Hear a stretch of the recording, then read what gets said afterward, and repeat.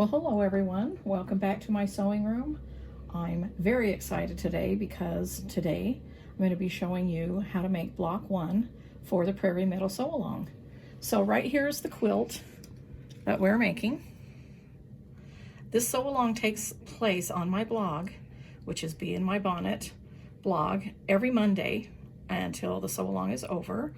But for week 1, I always do a tutorial just so I can show you hands-on, you know, how to do the shapes and lay out the block and certain things. So there are 12 blocks. They're 16-inch finished blocks, and then we do a scrappy border. We're doing it with Prairie fabric. Right here, here's just a little bit. You can show the fat quarter bundle of Prairie. I'm loving how they all look together. So excited to make this quilt with these prints. And then we're also, so that's 42 of those prints. And then I designed 8 different backgrounds. Let's kind of separate these a little bit to go in the quilt. And of course we are using all of these in the quilt as well. We're using all of the fabrics that I showed you in the bowl in the quilt. If they're not in the appliques, then they are in the outside border as well. So here are these, and we're using all 8 of these in the background of each block. And let's see, here are the wide backs, which these are just the strike offs of what I approved, the wide backs. The wide backs will not be here till, you know, October-ish, but you know, we won't even be finished with the quilt by then, so I'm sure they'll be here by the time it's ready for the quilt to be quilted. But here it is in the 2 colorways. And I designed this, you know, for little prairie flowers going across the background, and I just think that's so pretty. So these are 108 inches wide, 106 inches wide. I can't remember if it's 106 or 108, but anyway, it's that wide. And so that's nice to not have to piece that. The only fabric that it is not, let me say that sentence again. The only fabric that is part of the Prairie collection that is not in the quilt is this Prairie Life print. Look how cute that is. This is, I typically like to do some kind of a cheater cloth with my, you know, designs, and I just wanted to do one with covered wagons and, you know, a little cross stitch and just kind of fun stuff, roses, things that are reminiscent of the Prairie's old patchwork quilts. And then I popped in some of the prints from the collection here, and I'll be doing some fun things with that. So I just wanted to kind of give you an overview of Prairie real quick. Now, you know, I did do my Be Prepared blog post on August 12th. I will leave a link on August 8th. Sorry, I did it on August 8th. And I will leave a link to that blog post if you missed it. But I always do a Be Prepared blog post, and what that is it entails all of the notions, everything you need for the sew along, how the sew along works, and all of that kind of thing. And it is very important because that's where you get the print off for the sew along guide. That's where you get the link for the print off. So here's my sew along guide here. And I showed you that in the post. Of course, I made this cute little bookmark out of the washi tape packaging. But anyway, so I've got my shapes in here. I've made the pocket here to fit the shape that does not fit in here. There's one shape. And so in the sew along guide, of course, it tells you all of the cutting and everything that you need to know. Has a place for notes and everything like that. And so then you know what you have to have cut as far as every piece of fabric and what you have to have traced in your interfacing. And so that allows you to, let me set this aside. This is block 1, so I'll be talking about that in a minute. But of course, I've already sewn most of all of the pieces. But I did pull block 2 out to show you that that's what I do, is I take the sew along guide and I go ahead and make a kit for each block. And I just put it on a design board. So these are all the pieces for the background. Okay. And then I cut, I did an extra copy of just the quilt itself, and then I cut out the blocks, and then I just pinned a little block there, so I know that's block 2.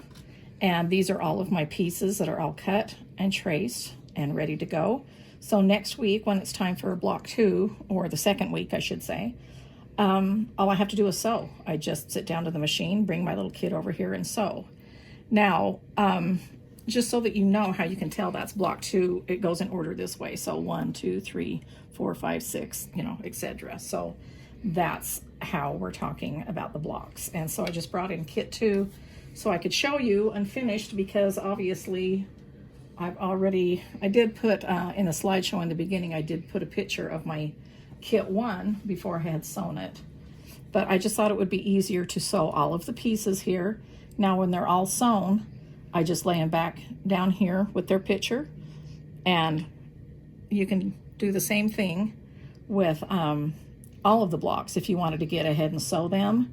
You know, I'm not telling you you have to, I'm just saying it's something that I do a lot if I'm skipping ahead 2 or 3 weeks, because obviously I have to be ahead of you guys.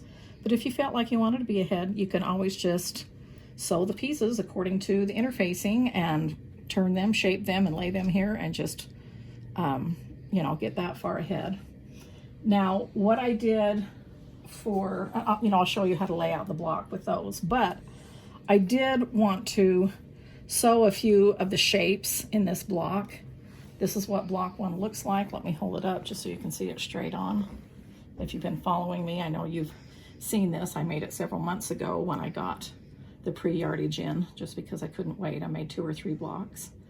And so you can see all of the pieced background, and you can see all the pieces. And so it's a pretty straightforward block. This is not applique yet. We'll talk about applique in the end of this video. But I wanted to take just a few of the pieces and show you how, you know, how I sew them, just so that you can watch me sew. If you're a beginner, you want to see this. If you're not a beginner, it doesn't help to refresh every now and then and give, you know, a few tips and tricks. So what shapes are within this block is N8. Of course, I will list these again in my week 1 blog post. Even though I'm doing a tutorial here for block 1, I still will do a blog post. It won't be the tutorial, it will just be a few pictures, and I will, of course, list these. And because you've watched this, you really don't need much more information than that. But here are the shapes that we need. Okay, olive prairie shapes start with N. I'm clear up to N. I started out with A. I can't believe I'm already up to N. Okay, so for the leaves, there's 44 and 41. And so that's the shapes we need.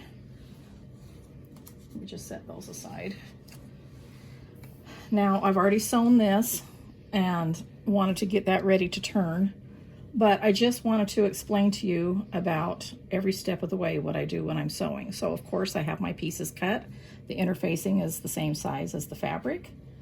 And when I'm sewing something like this, that I want to make sure I get, you know, right on the lines, because that is your goal.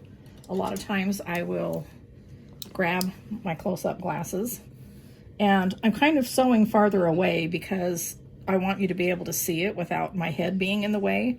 But I normally get really close up. And now as far as stitch length, I know everyone is not sewing on a featherweight, but I have mine on about 18 and maybe even 20, which is a very small stitch length. And that's what I like to use for sewing these pieces together. I've learned that the smaller the stitch, the less chance you have of poking little holes as you're turning. So I do like to do that.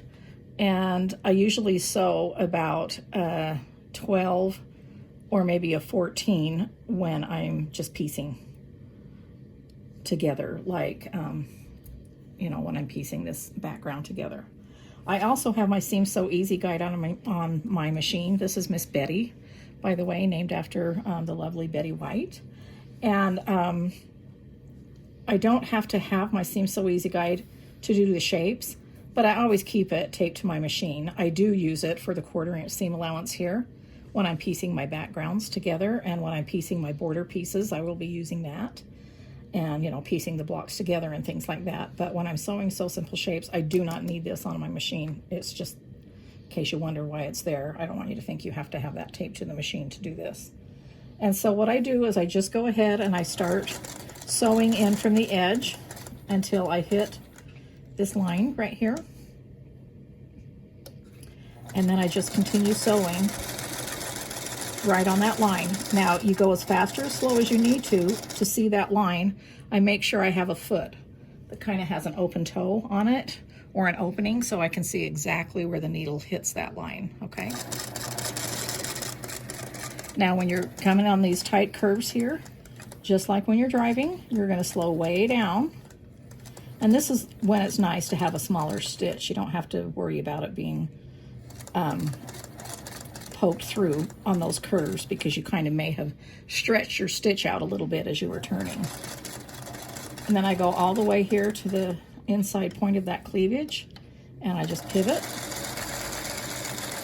continue going around, and again I go as fast or as slow as I need to make sure I am not going off that line, because you know you traced your shape exactly. And by the way, I just use a mechanical pencil to trace my shape. And I just trace it right on the interfacing. And I keep that side, right side up where I traced, and the fabric right side up. You saw how I layered those two pieces. That's how I always do that, so I can see my line. You want to use whatever you can, whatever you need to use to trace around your pieces, what you can see.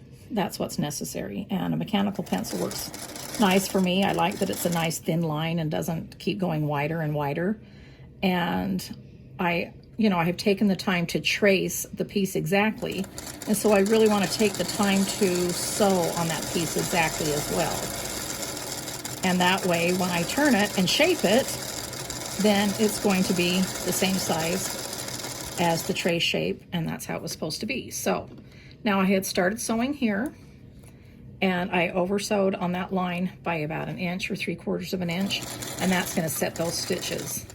Now for circles, you can go just a little bit faster, especially if they're a larger circle like this. For me, for some reason, it's almost easier to just do it one-handed like this and just kind of guide it as I go. Circles are nice because you don't have to lift up your presser foot all the time and pivot. All you have to do is just keep going around. But again, just keep going as slow or as fast as you want. Now, if you're a person who doesn't have maybe a very gentle hand, or depending on the day or whatever, and you're worried that you're going to poke things through, this is just a little tip that I have mentioned every now and again, that you could just keep going around the piece and sew it twice. Even if you're using a tiny stitch, it's not going to hurt if you go around and sew it twice. That's just going to help reinforce it even more. And that my sewing interfacing that I developed just for this will really stand up to that, and your fabric will be fine. It's 100% cotton. And so you can just keep sewing around and around as long as you need to reinforce those circles. And that's kind of a helpful hint on really tiny circles sometimes that you might be working with a lot. Okay, this last piece I'm going to sew. Again, I'm just going to enter in anywhere and just sew to the line. Go right here, stop at the point, and keep sewing around. I just sew from one piece to the other. I don't find it necessary to stop and make long threads or trim my threads, or even put a scrap piece of fabric in between like I do when I'm piecing or starting and stopping. I just go ahead and go right on to the next piece. It saves time, saves thread, and it's just not a problem flipping them apart. Now this one, you're going to go all the way down into there. Now, sometimes I do this if this is a very deep, I will go like this, like if it's a really deep cleavage. I'll just do a couple stitches back stitch. Don't do it very often, but I'm just showing you an example of what you can do. And so you can reinforce this area where you're going to clip. You don't want to do it too much. You don't want to have too much bulk there because you still want it to lie flat. And then I have just, over sewn to where I started, and so I'm just going to go ahead and run off that on a scrap piece of fabric. And then the next thing I'm going to do is trim these up, and just like I did that. And after I trim them, let's see, what did I do with my seam ripper? Here's one sitting in here. And what I do is usually do this after I trim, but you can either pull them apart so that you make sure that you don't clip into the back fabric, and you can do a little clip here with your scissors to start, or you can just take your seam ripper, which I think is just as easy, and you can start that way, kind of a sideways. And I feel, you know, on the back to make sure that there is not, you know, poking through. And then I'll just take some smaller scissors. I like to use smaller scissors for this, and just do like an X, or for this instance on this piece, I might just go ahead and clip a little bit towards into those petals. And then these are the scissors, again, that I use to just go and trim around the outside right here. Okay, and I will just continue on, but I wanted to show you that when you're clipping these cleavage areas, you only need one clip. So you just take some smaller scissors with a point, and I want to just clip one time to that thread, not into that thread. If you don't clip all the way into that thread, I mean, up to that thread, not into that thread, and I'm talking about the sewing thread. If you don't clip all the way up to that, it still will not lie as flat. So if you're clipping and you still can't get it real flat, it's probably you haven't clipped far enough. But that's this piece.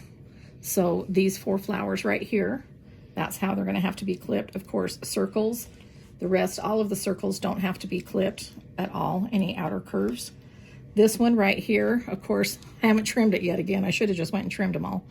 But just pretend this one's trimmed, and you're just going to do the same thing as the cleavage. You're just going to make one clip right there to the thread. All right. Now this one takes more than one clip. I went ahead and did it ahead of time just so that I could show you. See how you can just do 4 or 5 clips right to the thread in each inner curve area. And you can see that that's going to lie nice and flat.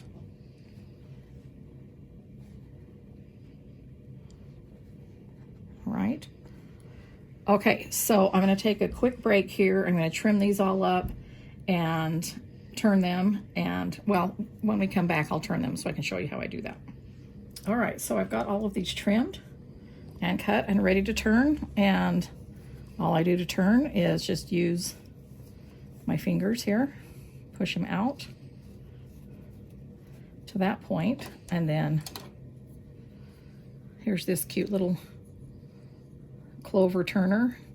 Now, when I'm shaping, I always have the interfacing towards me, and I'm behind all of these seam allowances with this point, so I'm just into the fabric part. And what I'm trying to do is just gently, very gently, as I turn, I'm never just going like this and poking as I'm always turning. I'm just trying to push that fabric out to the seam where I sewed right there. And therefore your white kind of stays behind there, your interfacing, okay? And then I'll bring it over here, and I like to just do a quick roll right here with this press right here because it's flat and it doesn't distort it. And I like how it sets that crease because it's cotton. It just sets it like that. And then I'll just press the iron right on top of it. I don't want to iron back and forth, you know, as much as possible. I like to just press it. And then I put this quilter's clapper on it by Riley Blake. This is wood, and so that this absorbs the heat very quickly and keeps it flat. So I chose these pieces because each piece is just kind of different. That's how I do all the circles. There's no other piece like this, but this has inner and outer curves. And so I just kind of wanted to show you how I turn that. And I just go around like that, push out as much as possible. And then, you know, I kind of get it to that point. And then I just one curve at a time. It's just like doing the circles. Don't need to do anything to the inner curves. They're already kind of out there because I clipped. See, because I clipped all the way there, you can see those threads. And that's what I'm trying to do, is kind of shape these, push them out a little bit right to the lines to where I sewed it. I don't want any of this seam allowances kind of tucked in. I want them out. And so I just go along that way.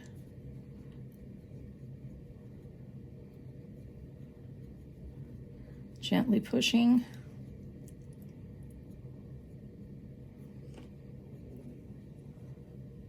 So this is what I'm doing all the time with my shapes. I usually don't do them each individually, every step one at a time, meaning I don't sew it, then trim it, then cut it, then shape it. I do all of the shapes at the same time on the same step.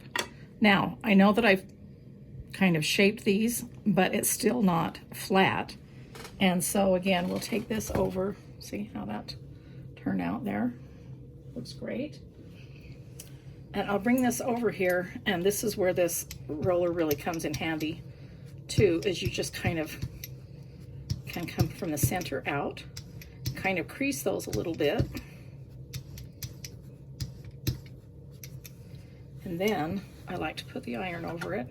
Of course, the iron doesn't cover the whole thing. I do not use steam. I do not apply pressure. I don't even, I don't even have steam in my irons. I use vintage irons. I don't like steam holes. I do have a video here on this channel talking about my vintage irons and where I find them and what I'm looking for when I'm shopping. I'll try to remember to leave a link to that. But then I just put a couple clappers on that one. This one right here, I'm just going to go ahead and push these out. I don't really force it. I just push it to the point where it's going to go. I don't try to force it. That's as good as it's going to get. And then I take this and I use this, of course, as an extension of my finger. I can't get in there and shape with my finger because this is too tiny, or my finger's too large, or whatever you want to say. But then I can just, once I get it to that point, then I can just shape with that. And again, I'm trying not to poke. I'm trying to only put pressure as I'm turning it, moving it. This one I could have poked out, maybe tried to a little bit more, but again, I don't like to force it so much. There we go. Then I'm just going to go around, push out those outer curves. Now, you might think that looks funny. That's normal how this looks when you've clipped to that. That's going to, lie down, that interfacing when we press it. So now we're taking this one over here. That's the, really only the amount of time that you need for that. See how nice that looks? I always try to make sure that these are not folded or anything like that so that it lies flat. Now I'm just going to take this right here, and you could do it from this side if you wanted to, when you have a cleavage area like that, and just go ahead and roll it. And that helps to keep that one area flat right there. See how it doesn't want to turn up now? And then you can go ahead and roll them from this side, and then just press straight down. Take the clapper again. I think it's going to be okay like that. Now, I did want to show you this shape because this shape might make you a little bit nervous because it goes so narrow down here. This is how I cut this right here. I don't want to go all the way up to there. I like to leave at least 3/4 of an inch from here to there. And all I do is just kind of treat it like two leaves that are connected. I just turn one side first, push out with my finger as much as I can, and then just go ahead and turn the other side. Now on some of these blocks I have separate leaves that are small, so this would turn into two shapes, but I thought it would be really fun to connect the two leaves for some of these blocks. And it makes it easier when you're placing them that they're always even across from each other because they're connected already. And then I'll just go around. See, that's a curve along the bottom. And just try to gently push that out. I also wanted to show you this shape because I wanted to show you what I do with the corners. The points, I should say, not the corners, is I turn this sideways and I take advantage of that bulk of the seam allowance in that point, and I push on that, and that pushes that out to where it's nice and pointy. Now again, that looks kind of strange, but this is gonna happen in the pressing part where you're going to push that down. That's just because it's such a deep cleavage. And again, on that point, I'm gonna push out on that point with that seam allowance. See, and that looks nice. Looks kind of strange right now. Again, that's what it looks like. And then we're gonna bring this over, and from this back side, we're just gonna push it down to what it's supposed to look like. You can kind of pull it with the interfacing. You can put that roller on it. And if you want to, you can even, at this point, I don't typically iron my interfacing a lot, but I just put the tip of the iron there just to kind of set that. And see, look what that looks like on the other side. And then you can just go ahead and do it all at the same time like that. Put that clapper on there. See, that's what that shape looks like. You can see these little, here, let's bring it over here so you can kind of see the background a little bit better. See how there's a little teeny crease right there? That's totally fine. When you applique that, that's not going to be a problem. This is not, you know, we're not going for perfection. We just want to shape them the best that we can.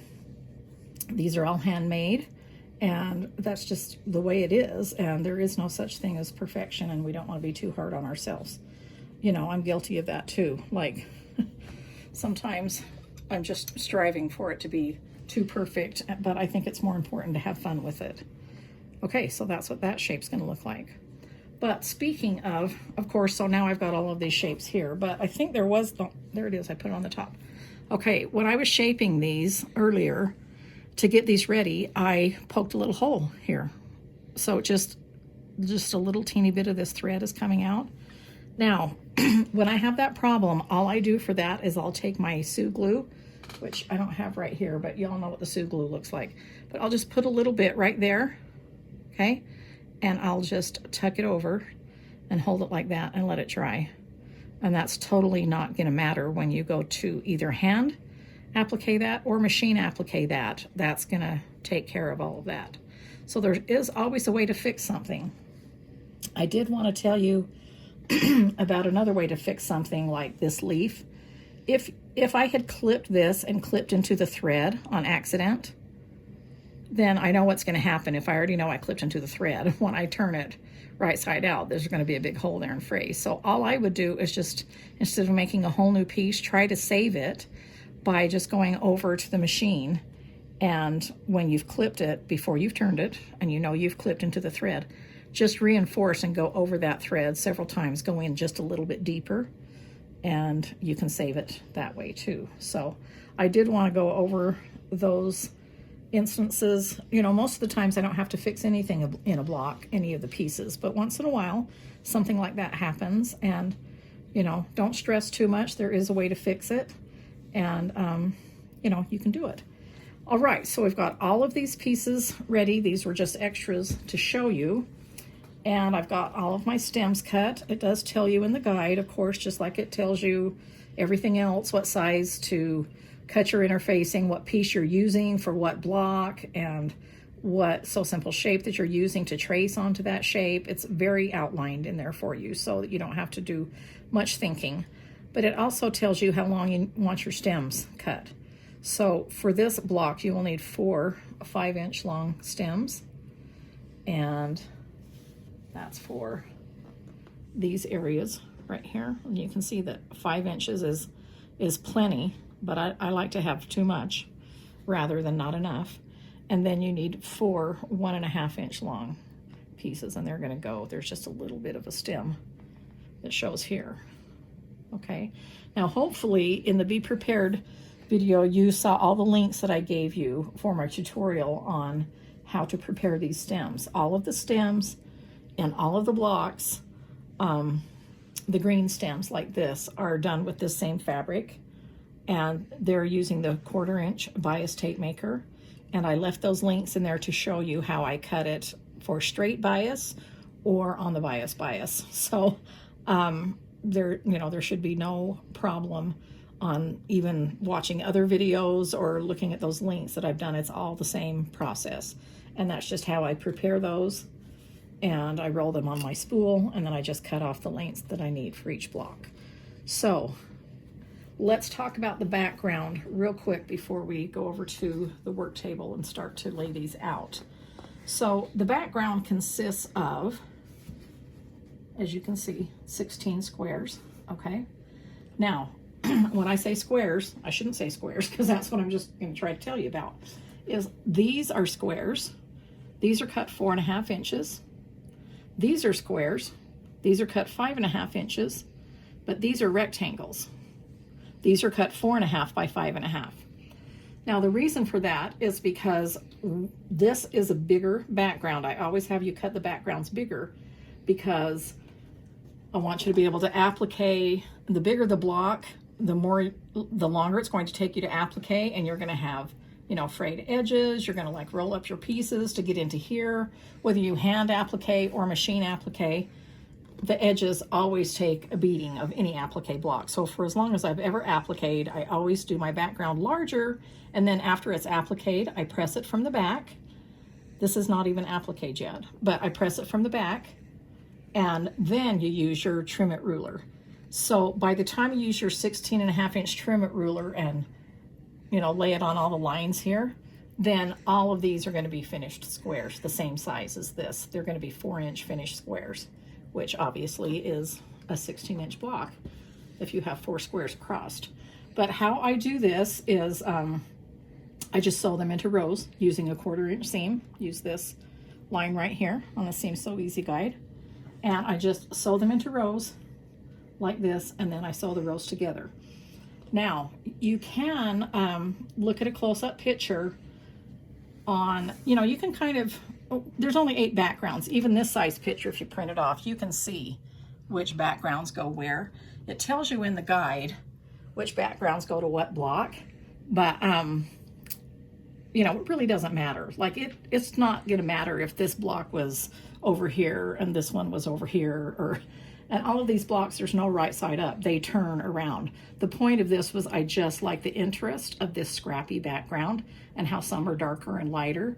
And I just think it adds a lot of texture and motion into the block. And so don't get too hard on yourself if you think that you got one put in a wrong place. As long as they're the right cut size, it doesn't matter. But I'm showing you block 1, where I place them. I'm not necessarily saying this is right side up. This could be right side up. This could be right side up. It doesn't matter when you go to sew them in your quilt. But I will show you on my blog every week the background so that you can see exactly what I did. So you can do exactly what I did, or you can just, place them. Just know that you have to have 4 4.5 inch squares, 4 5.5 inch squares, and 8 4.5 by 5.5 rectangles. Okay, so that's all about the background. We've got this background, we've got these pieces, and we're going to go over to the work table and lay it out, and I'll meet you over there. All right, so here we are at the work table. I've got all of my pieces. Now typically all of these blocks in the entire quilt I'm going to be working from the center out. So see, they're all just kind of like a symmetrical design. All 4 sections are the same. Okay, so that's going to be, pretty easy when laying out these blocks. It's going to be pretty standard. There's really not much to show you on any of the other blocks after I show you how I do this, because they're all laid out the same way. So typically what you can look forward to in my weekly tutorials on my blog is just to let you know like certain measurements that you might find helpful or anything like that. But really, once you've got the pieces, and you will definitely need your 16.5 inch trim it ruler Now I know this is going to glare, but this will be important to line up these lines with these seam lines right here.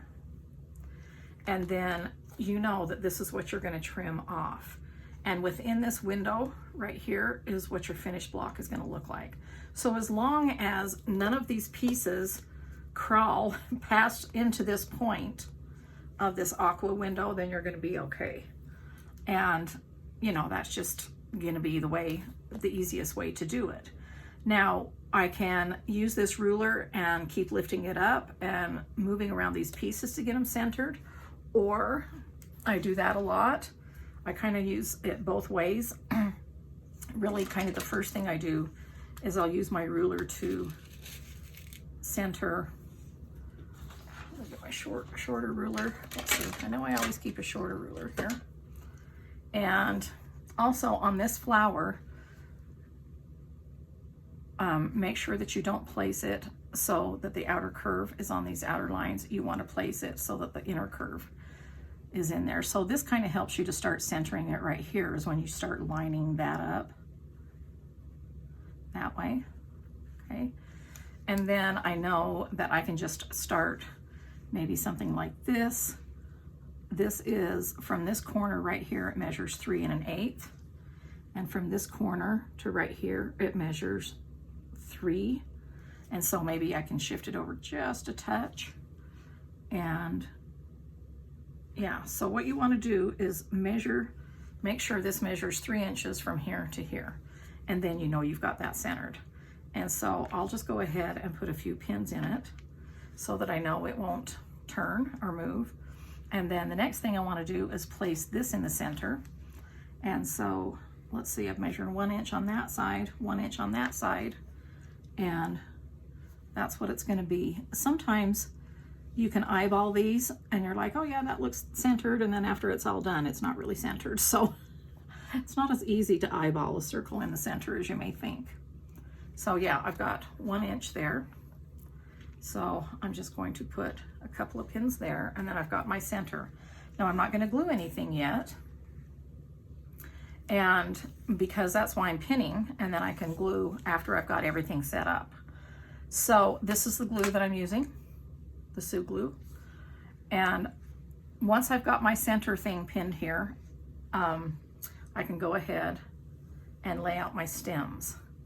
Now I know that I can use this guide right here. In fact, I think what I'm going to do is I'm going to show you how I lay out 1/4, because it's all going to be the same. So I've got these guidelines right here. I know my flowers just from, because I've done it before and we have this to look at. But see where this flower is placed right here is just barely on those seam lines. So what I'm going to do maybe is go ahead and place that flower that way. Now I want to make sure the center of this flower, I don't know if you can see this whole corner right here at the end of this fabric. Sis, can they see clear all the way out to here? Not quite. Let me move it over just a little bit. Does that help? Mm-hmm. So you might want to just put this ruler right on the corner and make sure that that's on the corner and not like turned, you know, just kind of, your ruler is your best friend, and you know, as many sizes as you want. But I typically, you know, for this size block, I'll use this. I like to use my rectangular rulers in these couple of sizes right here. And those really help because this is a larger block. So yeah, I think this is a good idea to just lay this out in quadrants, 1/4 of it, so you can kind of see how that goes. So that's going to go there. I know that that's going to go there, so you could just go ahead and do, you know, that at the same time as you wanted to for all of these. And but right now I'm going to kind of concentrate on this. Now, as the guide for this, you could, if you wanted to, if you were really worried about it, I usually have a pencil with me sometimes, you could place this on the line from this corner to this corner and draw a line if you feel like you really need that to glue your stem down.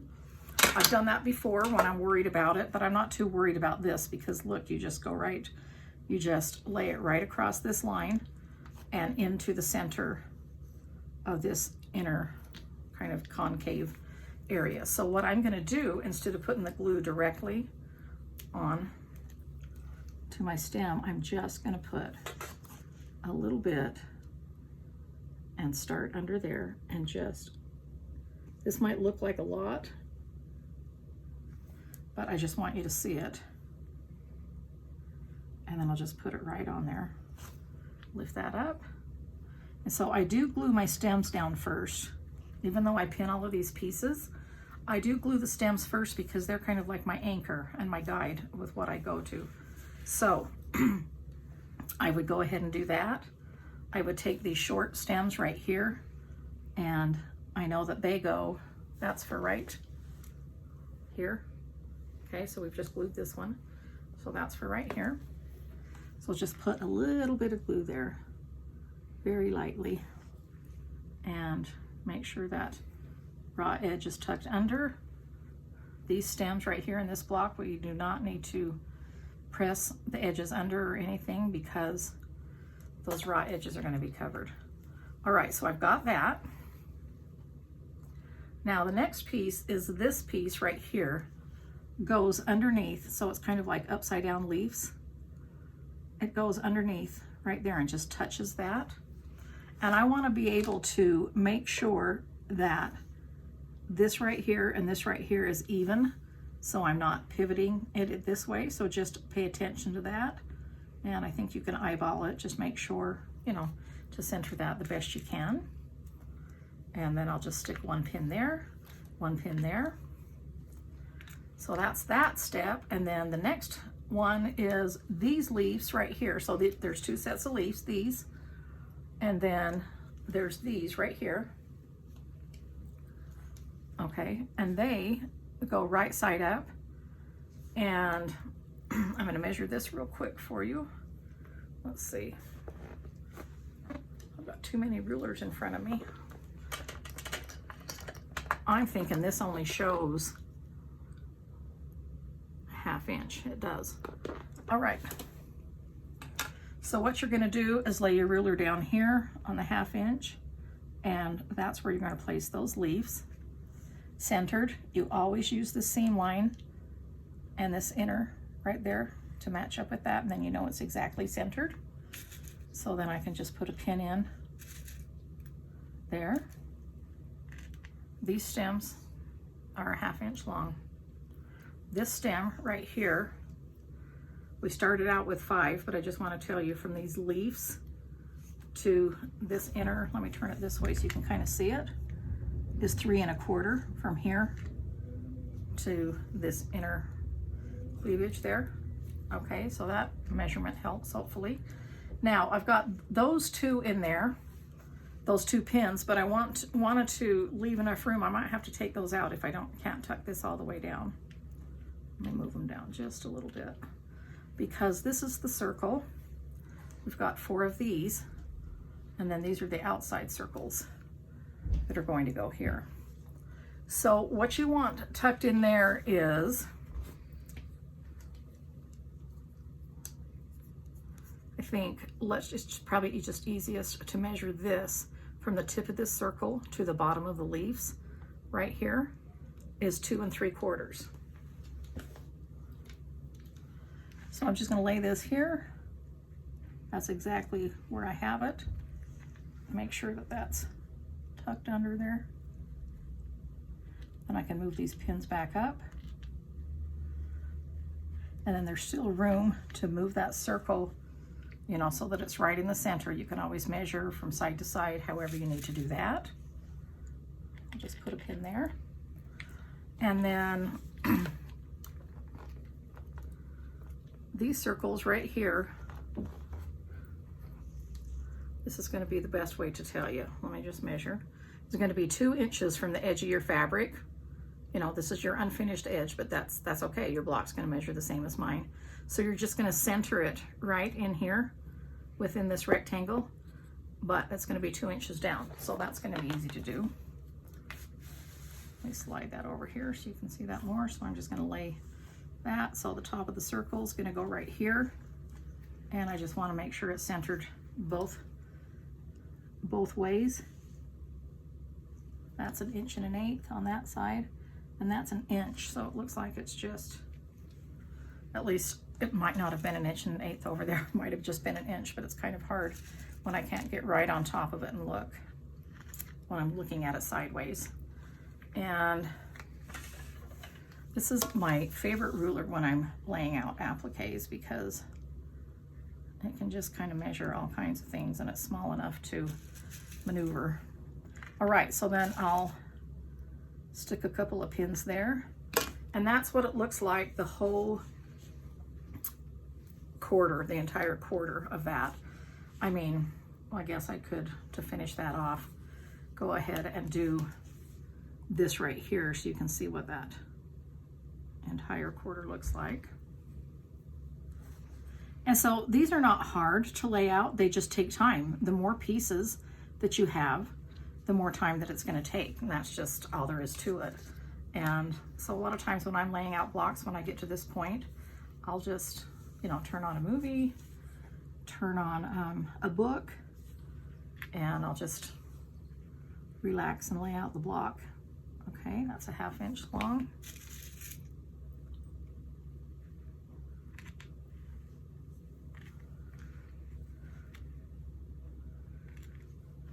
Now when I'm pinning this, and especially when I'm setting this up on the camera so that I don't really have the top view like you do, before I glue it, I will pick it up and look at it to make sure that I didn't get anything crooked before I start to glue.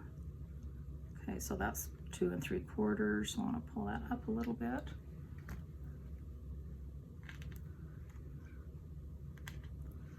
All right, so that's what the entire quarter of the block looks like.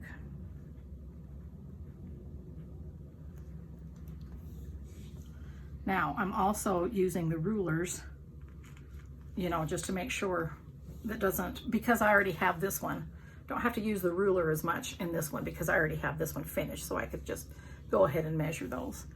But of course, that's what I'll be showing you in the tutorial as well. When I have the block all laid out, I will just tell you how long stems measure, and that's kind of all you'll need to know. And so once I get to this point, I'll just go ahead and glue by lifting these up and just putting dots of glue like this, and far enough away from the edge that the glue is not going to go into the edge, so you don't have to needle your glue. You can needle your glue if you have to, but you don't really want to, right? And so I just do that, and that's why I put the pins not all the way to the edge in the first place, but once I have it glued down, then I'll add a few more pins just to make sure that they go down flat. So I'll just kind of show you how I do this one right here.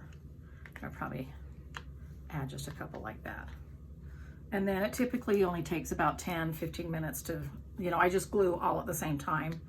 And what I do to make sure I have them all glued is I'll glue all 4 of these at the same time.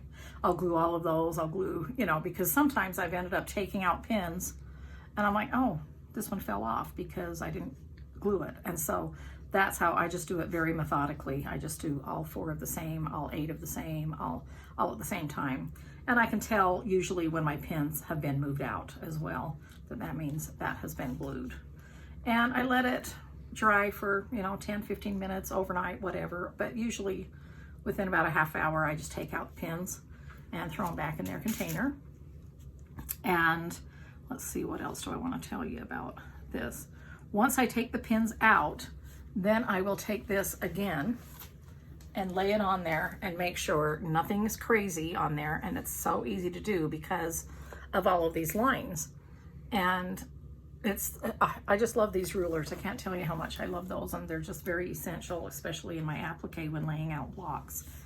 Now, if I do see something needs to be shifted or something was crooked, then I simply will just tear it off. Like, I can easily tear it off. I don't just yank it, I just kind of start pulling and roll it this is water soluble, and so that means it's not permanent. And so I can pull it off, and I do it very gently, and I have never ripped my interfacing doing that either. I just do it very gently, and then I reposition it and reglue it. And so I do like that aspect also. And all right, so that's all I do with that. Let's talk about the applique for a minute. So at that point, let's just move this block out right here. So I just want to help you with that, and we'll pull this one in, because once you've got it laid out, this is what it looks like. And again, this is not appliqued yet. This is what the back looks like. I do press my seams open because I want them to lie flat. I want my block to lie flat, and I don't want any uneven seams, like this is bumpy and this is not bumpy. I want them to have the same evenness. So at this point, this is all a personal choice whether you want to hand applique or machine applique. Now, over my past tutorials, which I have many of using my Sew Simple Shapes here on this channel, I have shown you 3 different applique methods, meaning you can do the straight stitch, just like 1/8 of an inch in by machine, and go around each applique piece. And I have shown you how you can just do a tiny zigzag. And I've shown you how to do applique. Now, with those, especially the tiny zigzag and the hand applique, you would definitely want to use matching thread. And when I say matching thread, I match to the applique piece itself. I do not try to match to the background. But if you're doing machine applique, you don't have to do matching thread in your bobbin. You can just leave that like your off-white or white or whatever, and just leave the matching color in the top. And so you can just, you know, flip a color on top there of all the greens and do all the greens at the same time, and then do all the pinks or whatever you want to do. But when you do a tiny applique stitch by machine, you can't even tell. It looks like it's just done by hand. You just, you know, look down, and you have to look very close. Then you can see, oh, that's machine done. So I wouldn't worry about that. Of course, it is much faster too, but I love hand applique as well. I love to do handwork, and the hand applique is very relaxing, and it doesn't take as long as you may think, because these edges are already turned, right? That's why I did the Sew Simple Shape, so you can lay out your blocks like this, because each piece is already turned, and you don't have to guess how it's going to look in your block because your seam allowances aren't turned yet when you're doing traditional needle turn. This way, it's all turned, and so you don't have to make really close together stitches. You can just make them further apart normally. I do explain this in my hand applique and machine applique tutorial, which I will link here, so please do go over and give that a visit, and so you can decide. And you know, you could do all of your blocks first before you even decide how you want to applique them. This has been done like this for a long time, and it's not going anywhere. See, I can pull on this piece. They're not gonna come off unless I really want it to come off. And it's very sturdy, it's nice. I keep them flat on my design boards. I put a lid on it. When I put a lid on for traveling, a lid just means another design board for me. I just put it face down and put it on there to keep them protected. And let's see, that's what I have to say about applique. So I think we've covered everything, and so excited to get started on this. Again, here's the quilt, Prairie Meadow 68 by 85.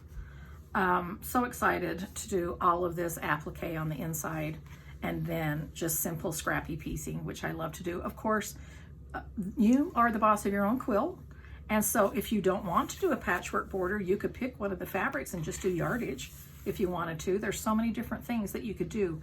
I did not put vintage trim inside my binding in this quilt, but you can certainly choose to do that. The reason I didn't is because I didn't feel like that it would really show up on this scrappy. But if you decide to do a solid fabric and put a vintage trim in there, that would show up, and that would be fun. So week 1 starts next week on Monday, and of course Cass can come and film for me on Friday, so I always film the Friday before my tutorial. So this will be up, you know, probably tonight, but I will link to this on my blog, and every week on my blog, it's called Be in My Bonnet. All you have to do is type it in, or I'll, just leave a link for you, and just go there every Monday for every week. I showed you my block 2 kit all ready to go. This is block 2, and so we'll do that the next week, and we'll just go in order. The schedule is in the sew along guide, and so you'll always know. And typically when you see block 2 and the remaining blocks, how those tutorials will look on my blog is I will just show you my kit, show you the background so that you know which fabric I placed where. Then I'll show you how I, show them to you sewn up. I'll tell you which pieces need to be clipped before turning, if there's inner curves or cleavages. And then I will just show you the block laying out, and then I will give you measurements of different things that you may need to know for that particular block.